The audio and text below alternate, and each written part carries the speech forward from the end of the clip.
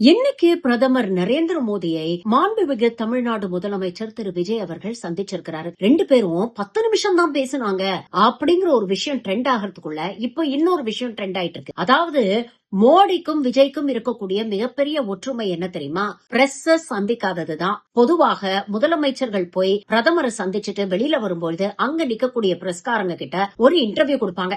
At least பேச்சுக்காவது மாநில சம்பந்தப்பட்ட விஷயங்களை நாங்க பிரதமர் கிட்ட கோரிக்கையா கொடுத்திருக்கிறோம் அப்படின்னு ஒரு வரி சொல்லிட்டாவது நகர்த்து போவாங்க. ஆனா விஜய்க்கு தான் பிரஸ் கண்டாலே அலர்ஜி ஆச்சே. அதனால வந்து அவர் ஸ்டைல்ல ஒரு வணக்கத்தை மட்டும் வச்சுட்டு விஜயண்ணா விஜயண்ணா அப்படின்னு பிரஸ் கூப்பிட மனுஷ கண்டுக்காம திரும்பி உள்ள போயிட்டாரு.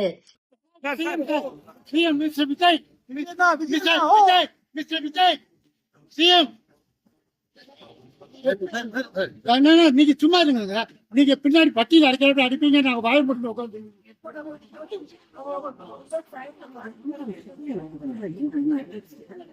இதுல இருந்து விஜய் என்ன சொல்ல வராரு அப்படிங்கறத மக்களும் சரி பத்திரிகையாளர்களும் சரி தெளிவா புரிஞ்சுக்கணும்.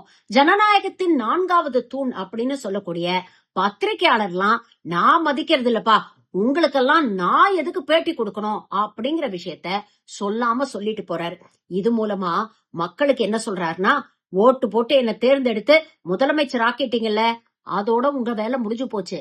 இதுக்கப்புறம் இந்த கேள்வி கேட்கறது, நான் பதில் சொல்லணும்னு எதிர்பார்க்கிறது, இந்த விஷயம் எல்லாம் வச்சுக்காதீங்க அப்படின்னு சொல்லாம சொல்றாரு.